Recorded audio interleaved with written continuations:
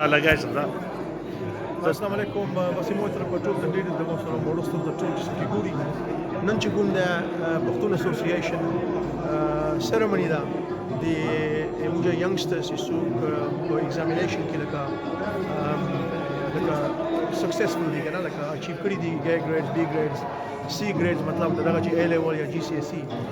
No imo maqbal dokhol da chi sari nas ya do first event chi Pashtoon Association do event like organized. No mashallah it's a wonderful event. We have stopped na there, but you can see there's quite a few people coming, and what's more important and what's really nice is our women are here, and they're part of this celebration.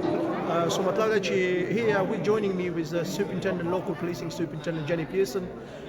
She's here as well. She's made the effort to come here and connect with the community because she was so eager to come, because when I spoke to her about this event, she just wanted to come and be part of this community.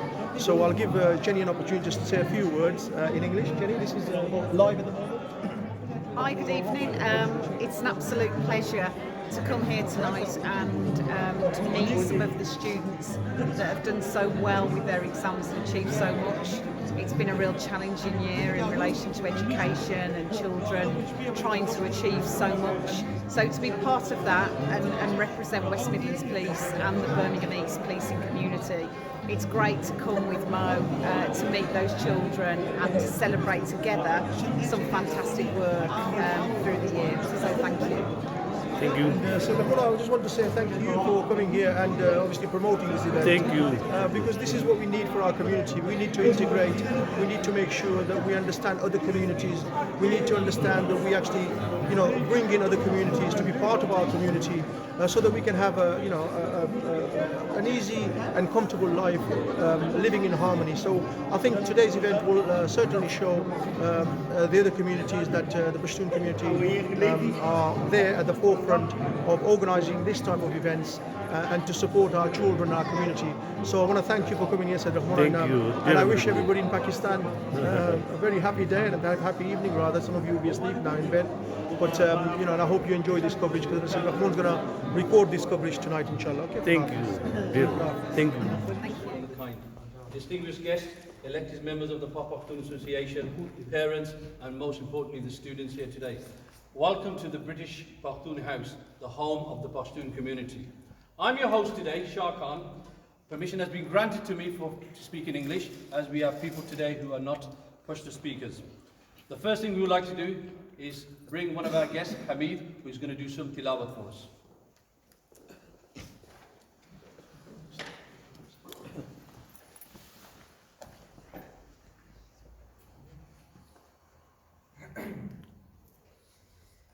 أعوذ بالله من الشيطان الرجيم بسم الله الرحمن الرحيم الله نور السماوات والأرض مثل نوره كمشكاة فيها مصباح المصباح في زجاجة الزجاجة كأنها كوكب دري يوقد من شجرة مباركة زيتونة لا شرقية ولا غربية يكاد زيتها يضيء ولو لم تمسسه نار نور على نور يهدي الله لنوره من يشاء ويضرب الله الأمثال للناس والله بكل شيء عليم صدق الله العظيم. Today we're here to recognize and celebrate the achievement of our students within the Pashtun community. Today we've got present students from all part of the journey. We've got students who have started their 11 plus tuition. We have students who are present today who have excelled in their GCSE studies. We have students here who've done some A-levels. We've also got students who have participated in university degrees. Alongside that, we're also celebrating those students who are Qurani Hafiz. I'm going to call it the class of 2020 and 2021. Before I introduce my distinguished guests, I would like to take a few moments just to talk to you about the history of the Pak Pashtoon Association. This is important for you guys, most importantly. Back in the late 60s, our parents, a few elders decided that they wanted to come into the UK in order to improve their lifestyle. They decided to come here to earn a simple living, and they had a vision, a simple vision, just to earn a few bob, if you want to call it, and then go back to Kotni Kala and Salikhana to improve their lifestyle. And lifestyle meaning making sure they build a house up there, educate their children, and have a nice life down there. But as you know, sometimes it doesn't happen that way. The elders were happy in Birmingham, and they were working in factories and warehouses, and they were earning some really decent wage. They were given the opportunity in the 60s and early 70s to bring their families over. And that's exactly what they did. They resided in areas like Small Heath, Alum Rock, Sparkbrook, and Small Heath. Today, the Pak Pashtoon Association is built around the same ethos. Our elders at that time had wanted to hold on to the identity and the culture, and wanted to introduce an organisation that supported one another. That was the backbone of the Pak Pashtoon Association. Today, we have over 2,500 members in the Pak Pashtoon Association. Pak Pashtoon Association, we call it the PPA. The narrative and the backbone of the Pashtoon Association is still the same. We still support and help, guide, and support the people who are in need in our community. But the current executive have started to think outside the box now, and what they've decided to do now is do something different. During the peak of the COVID pandemic, the PPA engaged with the Kashmiri community in order to organise 2 food banks. And what they then did, that the food that was donated was given to the vulnerable and needy within our community. Recently, the PPA has also engaged in keeping our community tidy. So what they've done is we've had litter picking intervention in line with the Birmingham City Council. The PPA also sponsors Mr. Khan Tuition School. We have a tuition school here that we run on a Sunday for all our students, offering them maths and English tuition. Our president, who is not with us today, unfortunately, he's not well. He also runs classes on Thursday as well, on Sunday, as well, in Pashto classes, just to keep hold of the identity and keep hold of our values. To support the further positive mental health, one of our members have decided to do coach trips for our women in the community and also our kids. And they've done trips to Bournemouth and also to various seasides. Today we've got the executive committee. We've got various members in there. I'm going to ask 2 of the key players in the Pak Pashtoon Association to come up and say a few words. Legal advisor and our welfare advisor. Please come to the front. Thank you, Shah. My name is Anwar, and my father was the founder of the Pak Pashtoon Association. Back in the 60s, about 64, 63 it was, a member of our community passed away. And when he passed away, there was absolutely nothing in terms of how that individual was going to be repatriated back to Pakistan. In fact, what the issue was, the coroner wouldn't even release the body, and there was very limited knowledge and everything. My father had served with the British forces in India and in Hong Kong and elsewhere, and from that his English was brilliant. So what happened was he was community spokesman. There was a small community at the time, and he decided, all right, I'm going to go to the coroner. And he went to the coroner, had the body released, and eventually, with the help of a couple of others, repatriated the body. And then what happened was, he thought, hang on, this is going to be, we're now here, and the community is sort of gradually growing, so we need to do something about it. And what then he did was he formed an association, which is now the Pak Pashtoon Association. At the time, I think it was called the Khattak Association. And then it was £50, 50 pence a year membership. And for that, what would happen was that they would then collate enough money to be able to repatriate any individual that passed away. And then over the year, we decided, hang on, we need to expand on that. And with the help of the community, we then bought our own place in Bowsey Green. Having done that, we then further proceeded, and we've got this place. And alhamdulillah, with the help of the executive committee, today you are all here witnessing a new era in the Pak Pashtoon Association. And on that basis, I would like to thank everybody that's been here, that's come today, the guests, the distinguished guests, the students, and so thank you for coming, and I'll pass you on to our welfare. Assalamu alaikum. My name is Majid Khan. I'm welfare officer for Pak Pashtoon Association. And welcome honorable guests and students and parents. We are here to celebrate your achievement. This function is being hosted by the PPA, inshallah, at the first of many more. And I will say a few words in Pashto as well, like our community's Pashto. And Assalamu alaikum.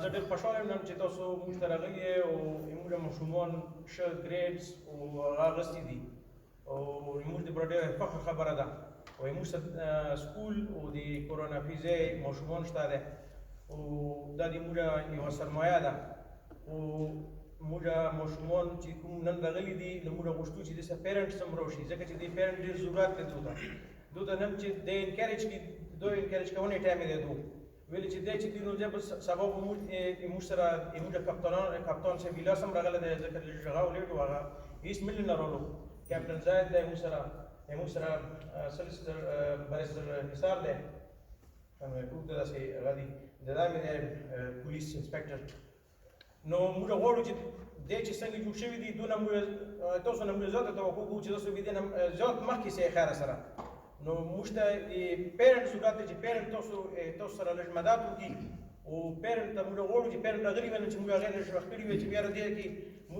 د ماشومانو ته حوصله افزایي وکړي وي او هغه د ماشومان چې مخکې لوړ شي نو زه ډېر خوشحاله یم نن چې دی راغلي دي او دې باندې موږ ډېر راغلي چې موږ خپل ځای دی او انشاءالله موږ به داسې نور هم هغه کوو فنکشن د ماشومانو دپاره کوو چې یاره د ماشومانو انکریج شي څنګه پښتو کلاسز موږ شروع کړي دي نو پښتو د موږ دپاره دغسې یو اهمیت لري ځکه چې پښتو ورسره دې زده کړي او بل چې دا نو دیني هغه سکول خو دې وي خو دیني هغه دې ورسره وکړي ځکه چې دا د تاسو زموږ پیرنټس دپاره دا یو ضروري هغه دی هله که دین ووي نو دین سره نو دوی ډاکټران جوړ شو یا پایلټان جوړ شو نو دوی سره به انشاءالله ریسپیکټ وي د مور پلار نو زه غواړم چې دغسې دین خبره ورسره وکړي انشاءالله بس نور څه هغه نشته او ویلکم اګین Thank you, sir.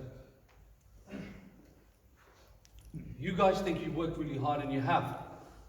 But there's three people in this journey that you are participating in. The first person is you, because you worked hard, you focused, you're determined, you persevered, you're resilient. But there's a second and a third person in there. The second person, there isn't a specific order to these actually. Yeah, number one is you, number two are your parents. They play a very key role, just like our welfare officer just said.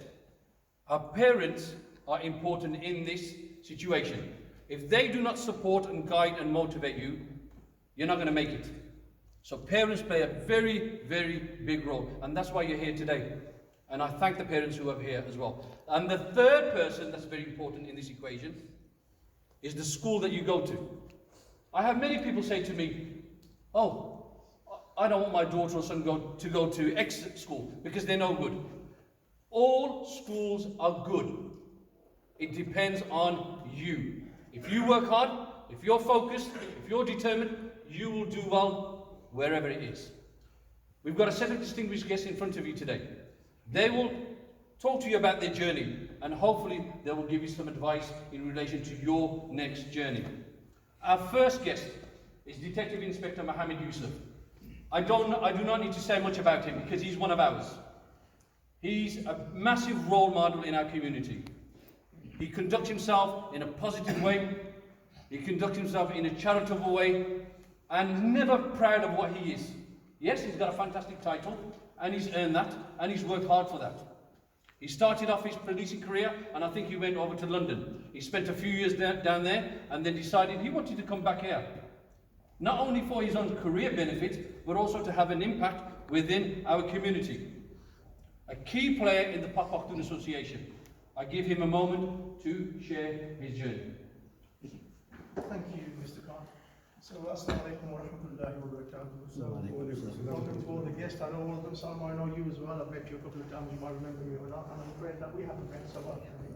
So, everybody knows me within the community. You must have seen my face on television, etc. So, I'm Detective Inspector Mohammed Yusaf, and I come from Pogba, Shah. We're all related one way or another. Okay? One way or another, we're all related. I'll tell you a little bit about me, how I started and how I got into the police service. When I was a child, I came to this country as a 7-year-old, so I've been here about 45, 46 years.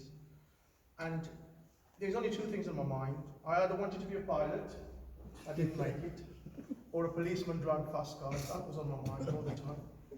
But thank God, alhamdulillah, I've managed to get into the police service.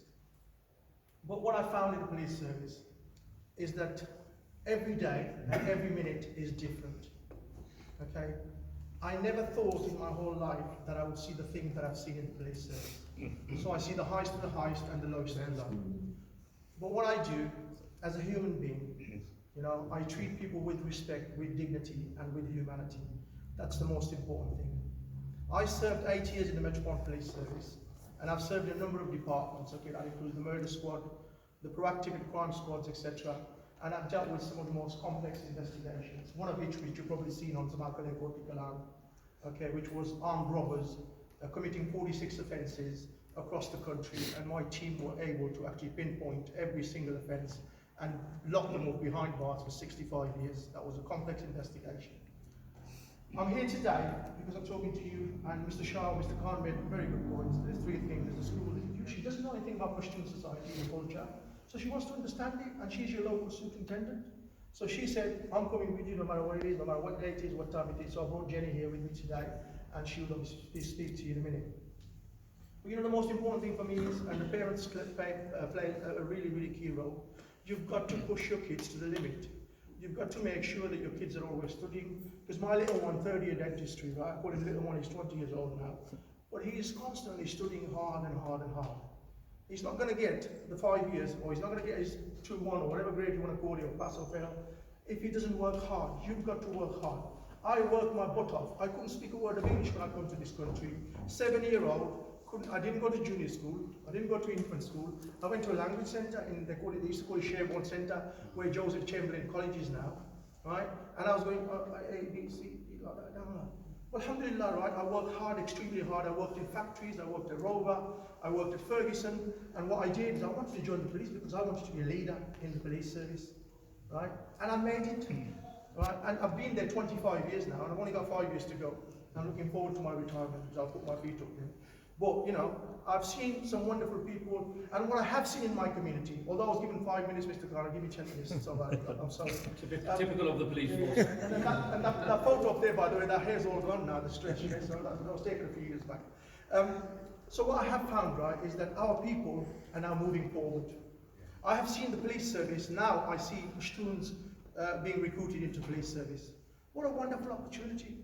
You know, I never thought I was the only Pashtun in the police service. The Pashtuns will come into the police, but now I can tell you we have a Pashtun girl inspector. She's just got promoted last year, so we're proud of her. She's now an inspector. We have a Pashtun girl who's an inspector. We also have Pashtuns who have joined now recently as constables. Okay, so I'm looking forward to more people coming into the police service, and that includes yourselves.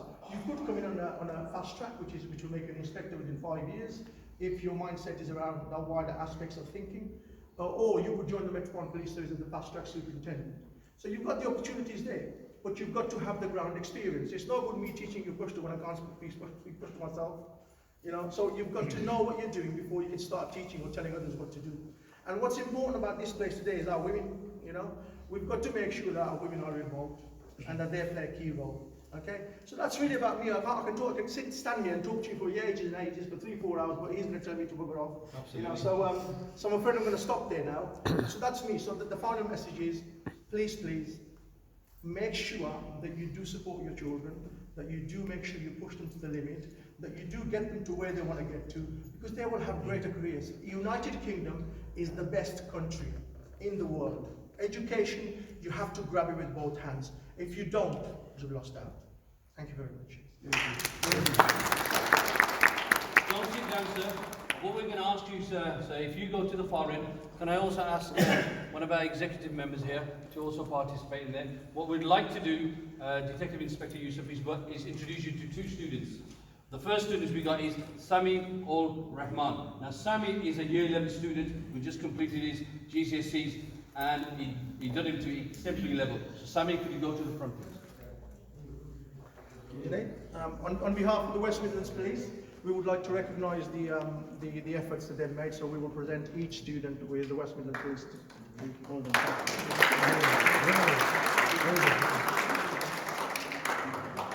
Mas prida Isloma. Okay, thank you very much. Those who are doing some filming, please, can you just go to the back of it so we can get a full view. Thank you, Inspector. If you take a seat, thank you very much. Our next guest is Superintendent Jennifer Pearson. Now, she joined the police force because she wanted to make a difference. I decided I wanted to become a teacher because I wanted to make a difference. And now that's exactly the decision that you need to make. Whatever profession that you need to go into is one that you are going to make a difference in. She's been in the force for 26 years and has a vast amount of experience. Jennifer has led teams in child abuse, domestic abuse, and missing person. She's also got a community award as well as. Today, Jennifer is the Superintendent of Birmingham East Local Policing. A big title for a big person. Jennifer.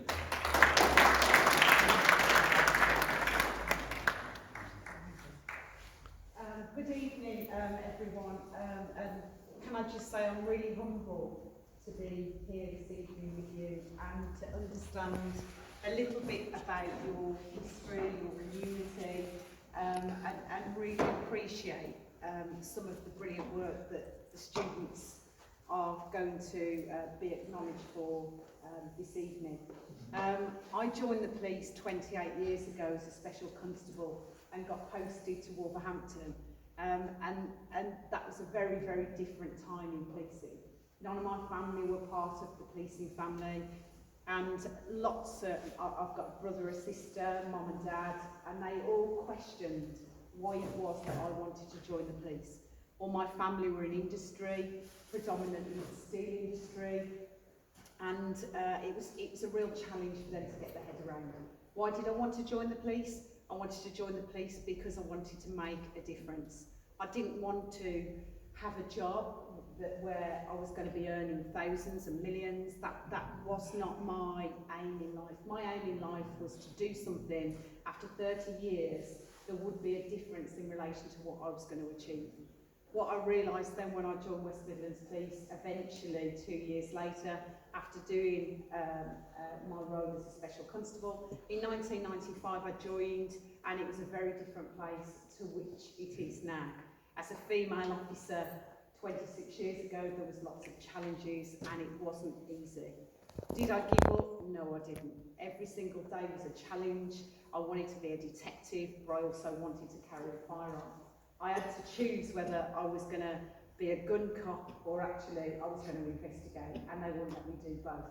So I ended up actually being a detective, and was a detective then for 10 years across lots of different departments: homicide, child abuse, drug squads, vehicle squads, which predominantly left me with some fantastic skills. One of the best things I ever learned was the role of a family liaison officer. I've represented lots and lots of victims' families who have been put through such tragic circumstances where their families have been murdered and killed, and you have to sit there with that family and help that family and be that person that supports and gives them the answers that they want in relation to that. That is a really challenging time for families, but hopefully I've made a difference in relation to what I did there. As a consequence in relation to that, that gave me an opportunity in 2004 when the tsunami hit to go and be deployed in a different country in Thailand to represent UK policing. That was for me catastrophic because I was working alongside some fantastic leaders across the world, including the FBI. The only difference is I'd never got promoted and I'd never passed an exam. So when I come back to West Midlands Police in 2007, I wanted to get married, I wanted to be a mum, but I wanted to get promoted. Unfortunately, I ended up doing all of them over the next 5 years. So I've got a 9-year-old. I did a master's degree. I did a master's degree when I've got a newborn baby, who now my daughter is 9. So does any of that stop you doing what you want to achieve? It's in your heart, it's in what you want to do. You set your stall out and you aim where you want to go. It's in your heart and it's in your head in relation to where you're going to achieve that. And sometimes people say, but I'm not the brightest, I'm not the cleverest, I can't do it. All you need to do is a little bit more than everyone else. Work that little bit harder than everyone else. Subsequently, I had my daughter, I was a sergeant. I come back, I got promoted to inspector, thinking I'd been a detective for so many years. They'd give me a nice detective job Monday to Friday, I'd be able to manage family, and I was promoted to response early, late and nights and sent to Wolverhampton. So again, those challenges were really key, but it was keeping my eye on where I wanted to go. I wasn't making enough difference as an inspector. I wanted to then be a chief inspector, which I did, and I was part of our public protection unit, and then moved back to Force CID, where I met Mo again, and have done that over the years. And then latterly, I got promoted to superintendent, and it was my opportunity when a vacancy came up to police Birmingham East. So me, together with 9 people, applied for the post, and I was so passionate about coming and leading your community, because it really does mean a lot to me to come to communities where you learn, where you connect, where you listen, and where you want to make a difference. And genuinely, I joined the police 28 years ago to do that. I've got probably 7 years to do, and hopefully we'll be able to continue to do that. So my last message for you guys that have done a fantastic job and will continue to progress through your education is don't lose sight of what you want to do. Don't let anybody tell you you can't do it, because you can. And make sure that you work harder, that little bit harder than everyone else, and you will achieve your goals. So congratulations and thank you for having me. 21. Born in Bradford, but came to Birmingham when she was quite young, I think, and I think she was knocking about with a bit of football in Allen Rock, so we've got some connection there. Attended Aston University, psychotherapist. I hope I said that right. I've got some struggle with that. Current occupation is psychotherapist. I give you Salma Yawoob.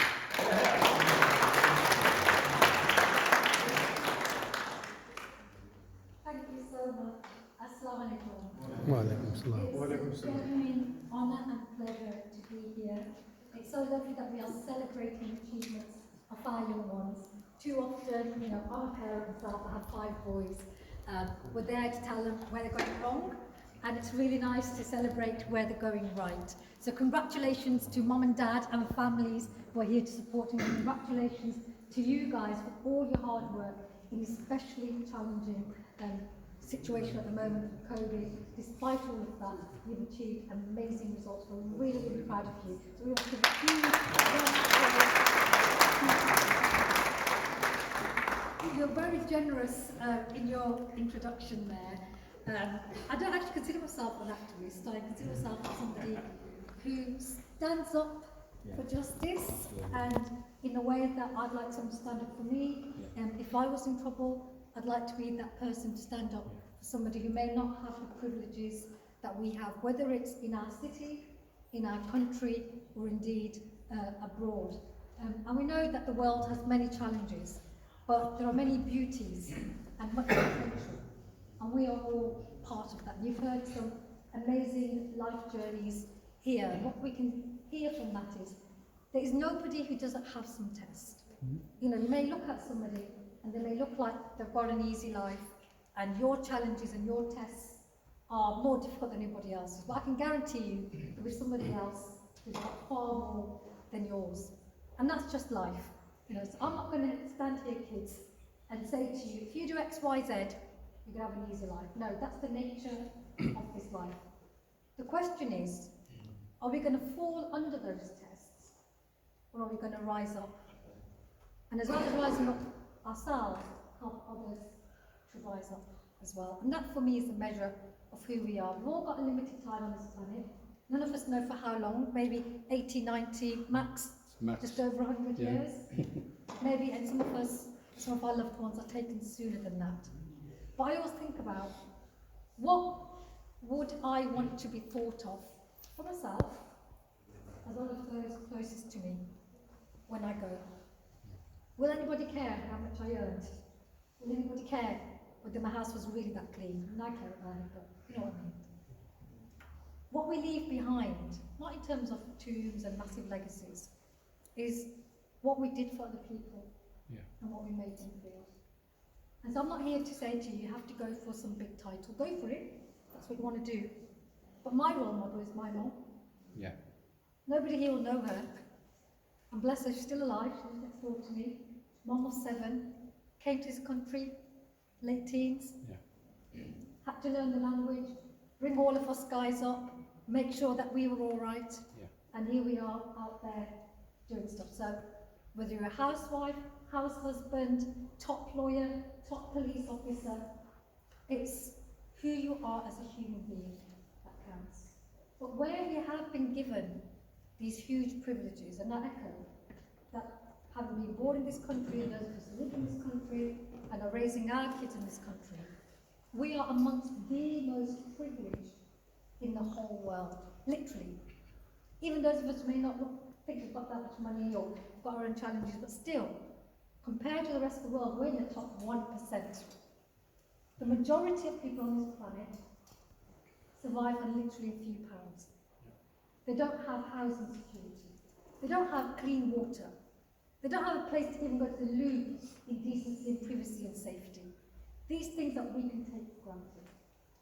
And that's why we're in a position to not just live for ourselves, but in real service. And that's why I'm so proud to be here today with your association. Thank you. Which began at the time that my father came. My father came from Pakistan, from a different part of Pakistan. But as we said, you know, that story resonates. Absolutely. Because at that time it was just about survival.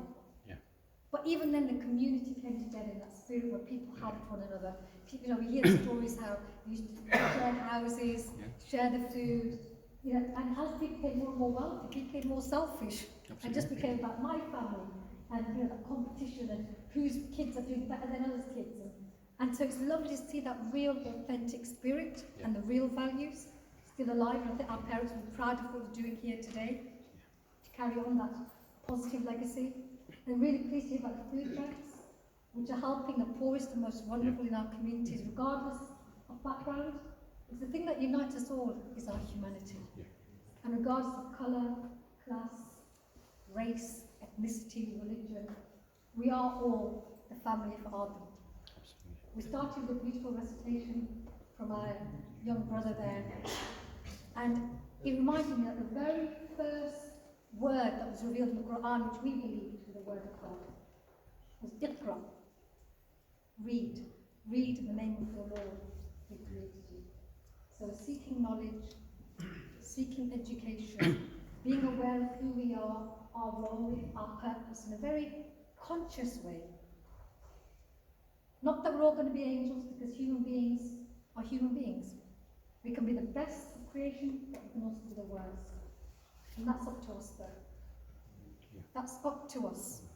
The choices that we make as sentient human beings. And so my message really is, we can either get crushed by those challenges, just like if you get a piece of coal, a huge amount of pressure, it can disintegrate to dust, or indeed, it can become a diamond. That's what diamonds are made of. It's just carbon. I did chemical engineering at uni. Chemical engineering and biology. Because I wanted to be a doctor, but my nanny got ill, so my mum was there, so I was looking after my other 6 siblings. So So I stayed in Birmingham and I went to Aston Uni, I did chemical engineering and biology.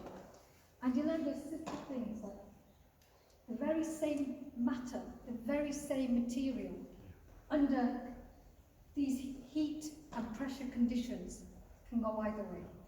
And that's what I see here. And I see diamonds. Yeah. Under the pressure of COVID, under the pressure of uncertainty, under the pressure of life at this time, we are here to celebrate the good. So thank you so much for teachers like yourself. Oh, thank you very much. Thank you for our elders, for their encouragement, for their du'as, which we rely on. Thank you for our role models who are here today. And let us be those people who are remembered because we made a difference, even if it's in one life, but we did something positive. Thank you. And I pray that Allah blesses you, your families, our city, our country, and may we be true to our values, which are shared humanitarian values, and proud of our identity, our religion, with our heads up high, but not in arrogance. Thank you. Thank you, Salma. Salma did that. Resilient, hard-working, focused, driven. She had to incur abuse. I hope you don't remember me asking. She was spat on, but she kept going. And she talked about that resilience. She kept going. Now other people who are now in politics can be grateful to Salma Yusuf. So Salma Yusuf is a big personality.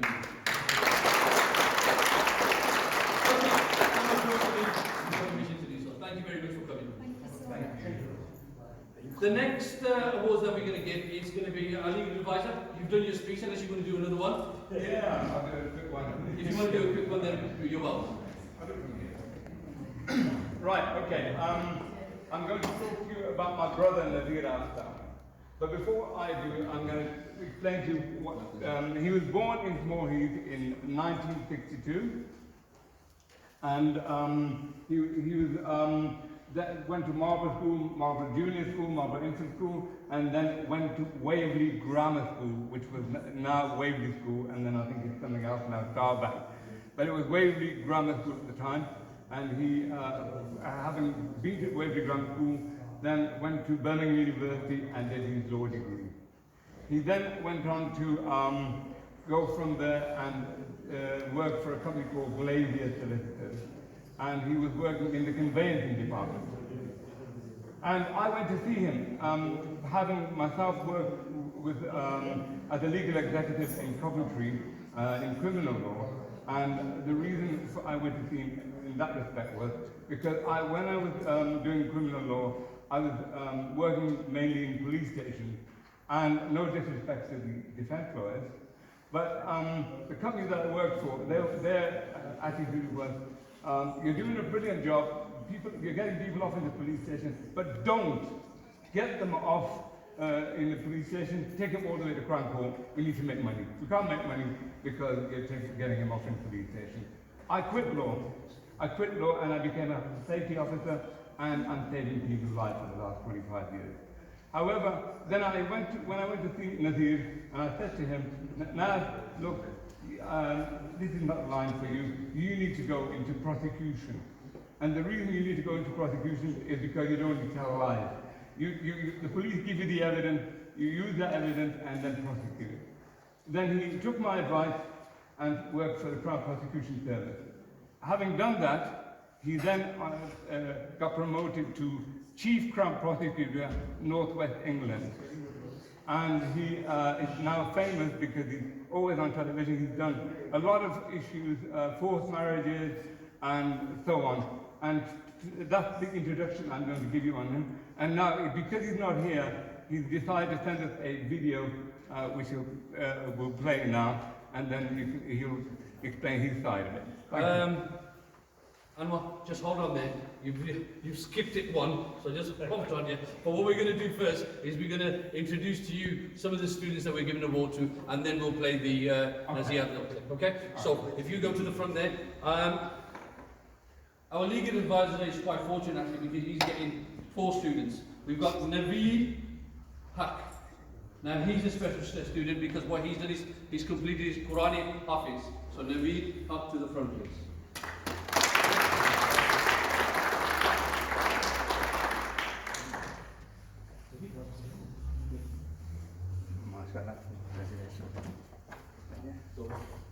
The second student, Anwar, is Abdul Jabbar Hussain. Is Abdul Jabbar Hussain with us today?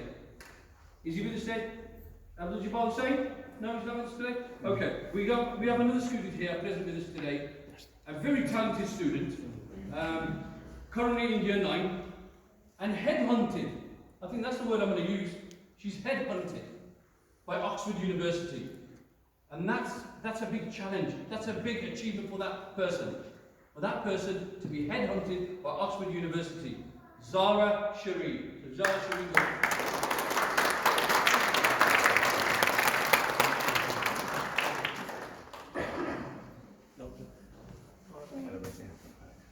Okay, thank you very much. Shakir, if you play the next clip, please.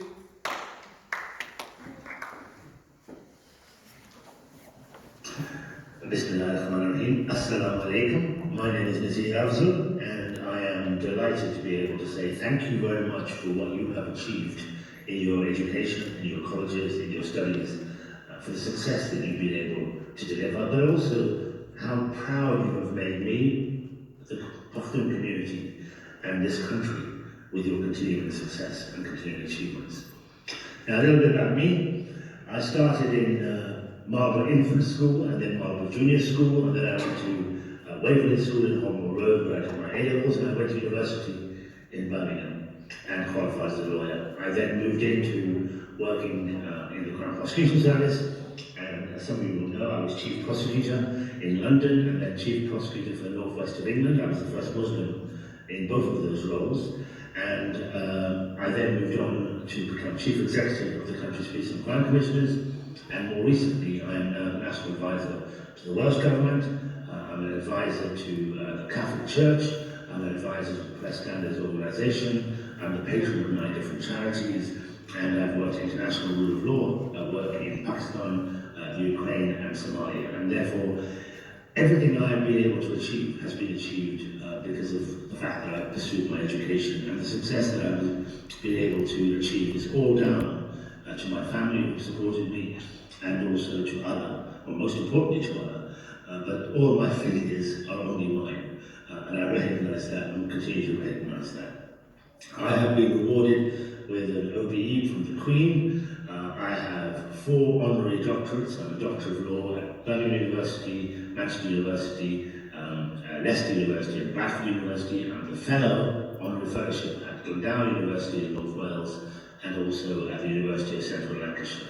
So I've been given so many awards and recognition for what I've done, but more importantly, they are a recognition of what our community can achieve if we study and we work hard. And it is challenging. There's no getting away from it. Because of our colour, because of our background, because of our faith, we will face additional obstacles that others don't do. But that's why our education is so important. The fact that we've been able to, you've been able to study as hard as you have, means that you will be able to take advantage of the opportunities that are available to you in the months and years ahead. And you will make us even more proud with what you achieve. You know, there's no getting away from it. Education gets you closer to God. Education gets you doors open for you that wouldn't open for you otherwise. And you are then able to help more people than you would otherwise. And that's what it's about. It's about adding value to our communities, to our society, to our country.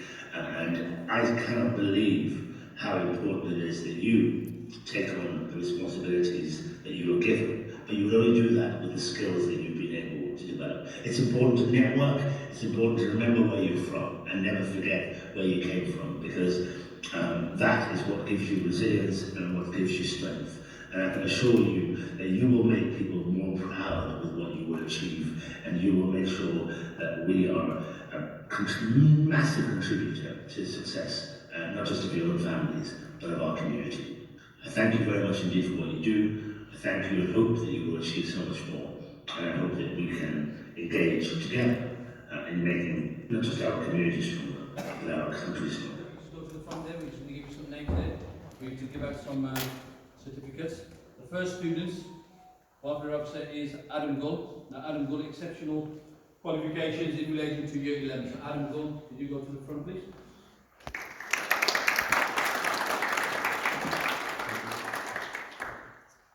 Similar pattern with Samir Khan. Samir Khan, his dad's an executive at the PPA, so a year 11 student, and also I think his qualifications were in the high distinction level. So Samir Khan, to the front please.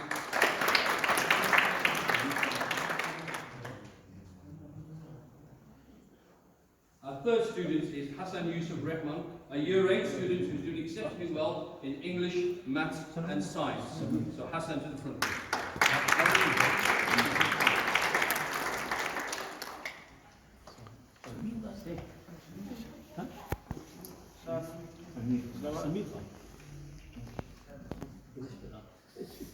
Non Marco Pistone? Hassan parola. No. Which one? What's your name? Huh? Hassan Rahman. Hassan Rahman.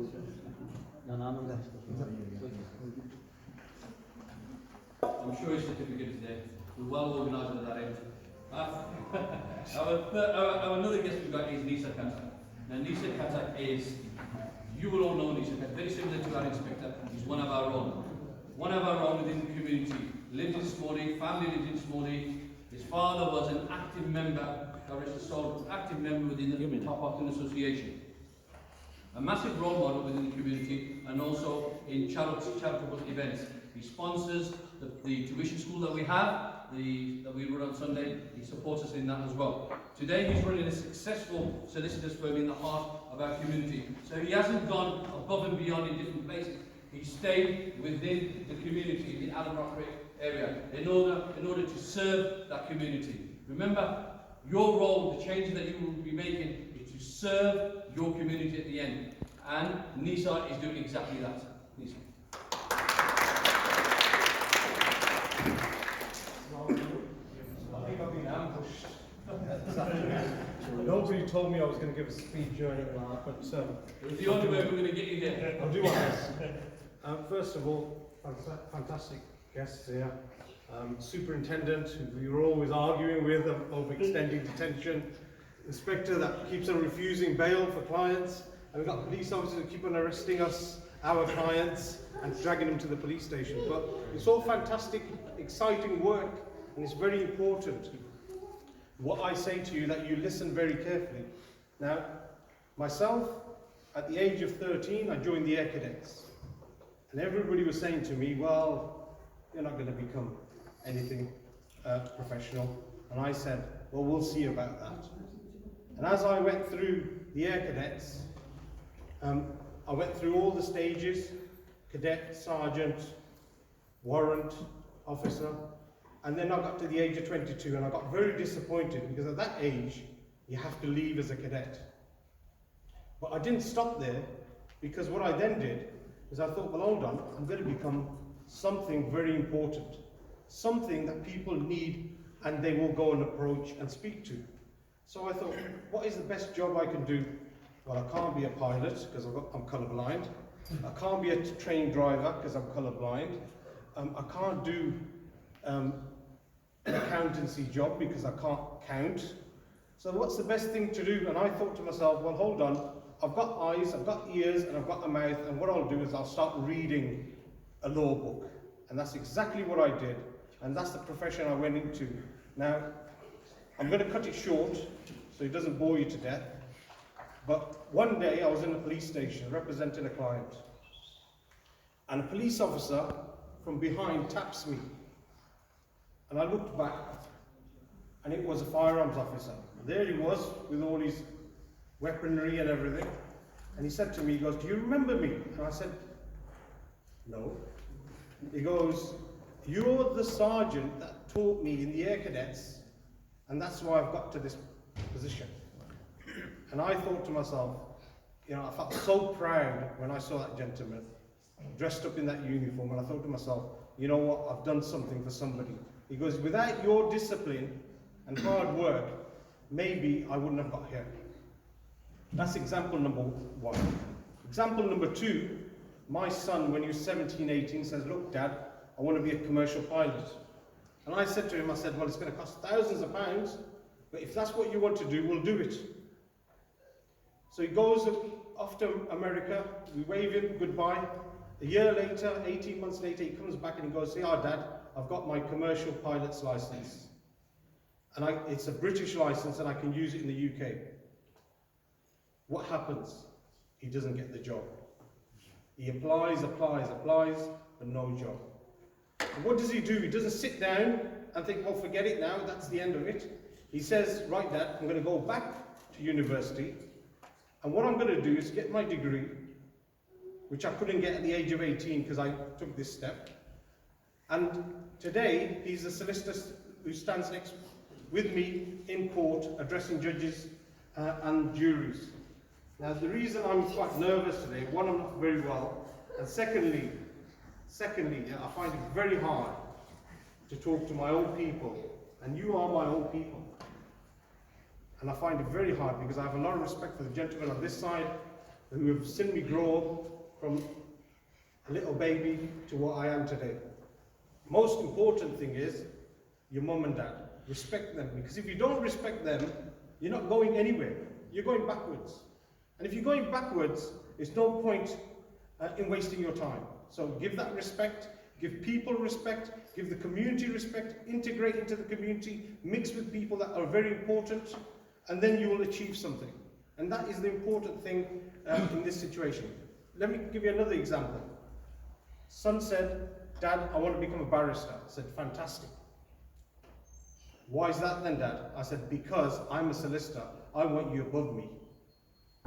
I want you as a judge in the court where I'm addressing you.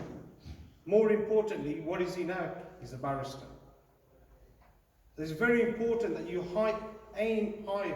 Don't look down, think to yourself, oh, you know, that's the end of the world. Final point, I'm a criminal defense lawyer. Don't get into trouble. There's a fight, there's a problem, walk away. It's the most easiest way out of it. Walk away from the problem and don't get the reputation which a lot of people have in our community, which we're trying to stop. Even though I'm a criminal defense lawyer, I try to persuade people not to get into trouble. And it's very important. Easy step is you become a criminal and you fall into that field. The other day, one example, a client came to me, says, I'm doing a pharmacy degree. I'm in the first year of a pharmacy degree, but I'm up in court for an assault. When I asked him a few questions about his GCSEs, grade A's. A-levels, grade A's. University, asked him. I thought, what the hell? So please, whatever you do, walk away from it. If you have a problem, I'm in Al-Morok, come to me and say, look, this is where this is my position in life, I've got this problem, I need some help, you come to me and that help will be available. So we're not criminal defense lawyers where we protect people and defend people, we also encourage the community to work hard. And I just thank you very much for listening to me. I have a lot to say, and if somebody wants to speak to me afterwards, by all means I will do. I have addressed in the past school assemblies, I've spoken to 500 students at the same time, and what's come out of that is people come up to me 5-6 years later and say, I remember you from the occasion that you were at the assembly at Smalling's Street, and from that I've learnt something, and now today I've become something. And that's the important thing, and we want to mix with people who are professional. And you know what, professional does not mean, oh, you've got to be a doctor or a lawyer engineer. A professional gas fitter, a plumber, electrician, whatever it is, civil engineer, surveyor, these are all professional jobs. But it's very important that you keep your reputation at the highest level you can. And it's very important because you will get nowhere at all in this community, and it's very important. So prayers from your mum and dad are very important. Please don't go away from here having a go at your mum and your dad, because if you do that, you've lost everything. Yeah. And I just want to thank everybody for listening.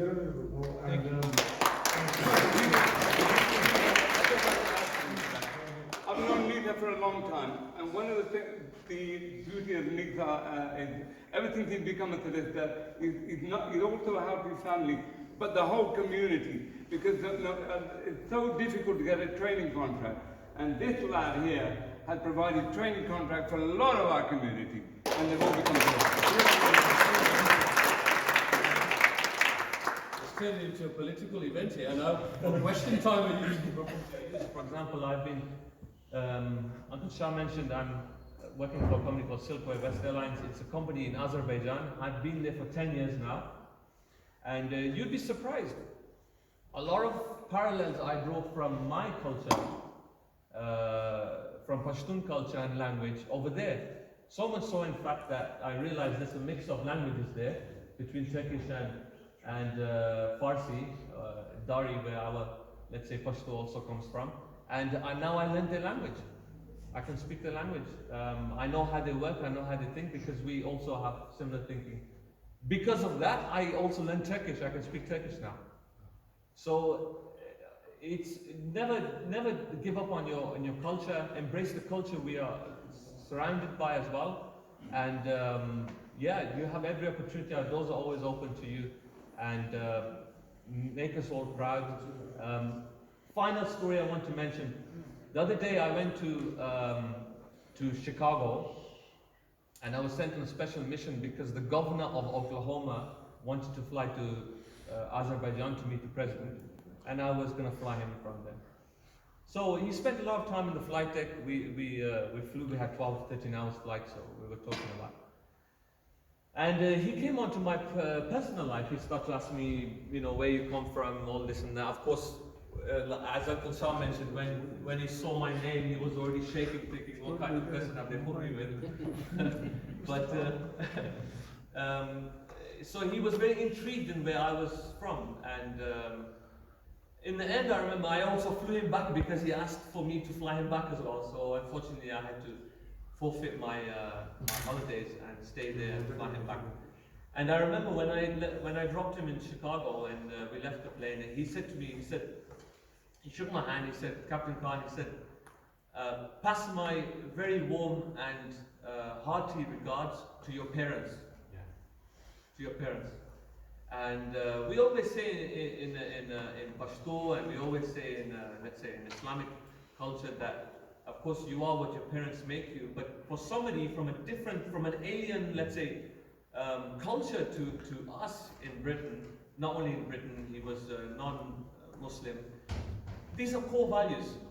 Always appreciate what your parents have done for you, and when you do something good, your parents are always, it always looks good on your parents. Conversely, if you do something bad, your parents also get attributed to that, but I won't dwell on negative things today. So when you do good things, when you achieve very high achievements, even if you stop your car in the middle of the road for an older person and you say, Mama ka Zuri, where are you going? Shall I take you? They will always pray to your parents, say, from home he has been taught these values or she's been taught these values, and they will always thank your parents. So it's always been so always keep going, never stop, as Ilyas will tell you the same in his profession. Learning never ends, continue, and actually I remember maybe 10, 12 years ago I was in the old Pashtoon Association. I was invited also to receive an award, so it's a nice was I the presenter at the time? No, I might have had black hair, not grey hair. You were definitely no, you're more handsome now. Thank you. Thank you, Captain Zaid. We've got 3 students now before we go to our final guest who arrived a bit late for a reason why. So we got Yasin Wreckman, year 6 student preparing for his 11 plus. So Yasin Wreckman. We've also got Idris Usman, his regulation is in tennis and swimming.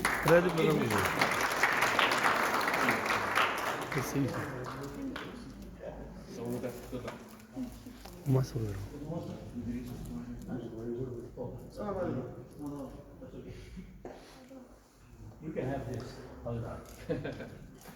روق بچه بعد سیش بود. Thank you, Captain. We just got our final guest. Captain Zaid already mentioned Captain Ilyas in the same house. So if you'd like to say a few words, Captain, you can come on the table. Everybody, as you know, pilots are not really good at speaking in public gathering, and especially when all guests. I can speak very nicely, fluently.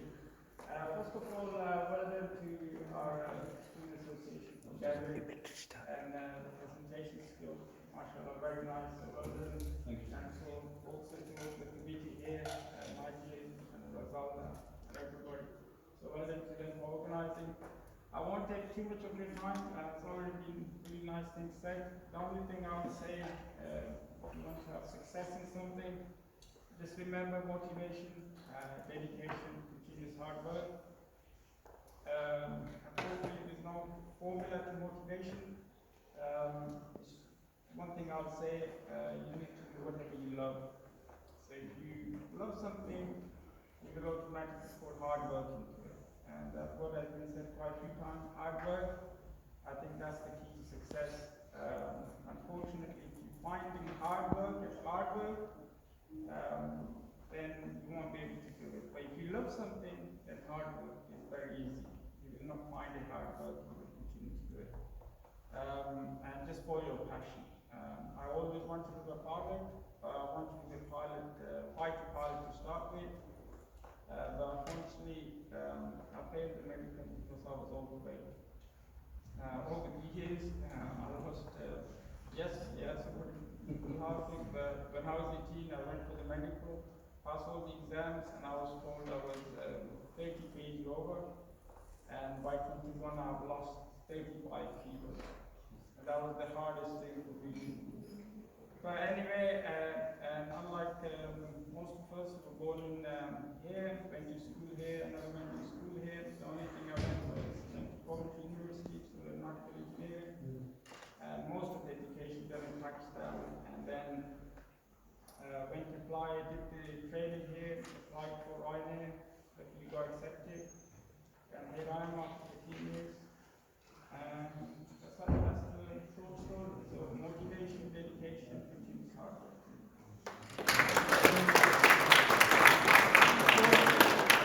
Much appreciated.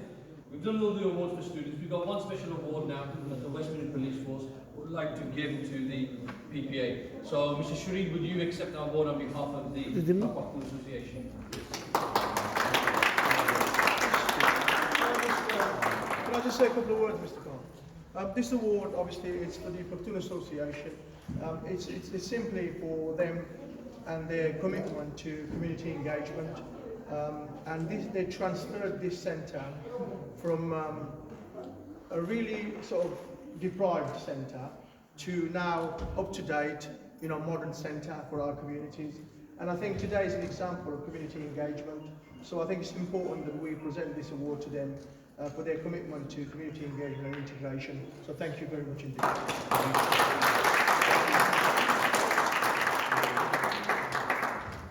Okay, thank you very much.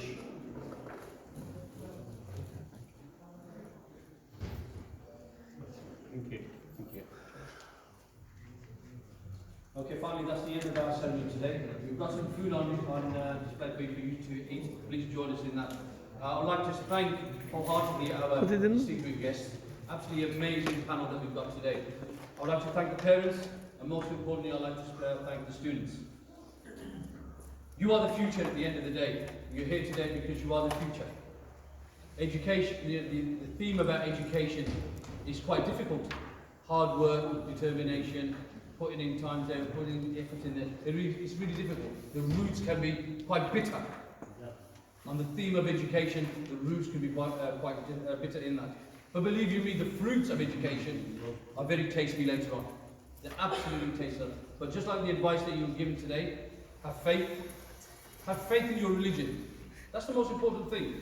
Have faith in your religion. Pray, fast, give in charity, respect your parents. All those values. Have faith in yourself. Have faith in yourself, Abinay. holistically a good individual. But most importantly, in all of that, and the words sort of stem through that, what the captain mentioned here is to be happy. Because if you're happy, the world's your oyster. Thank you, everyone, and thank you for joining us.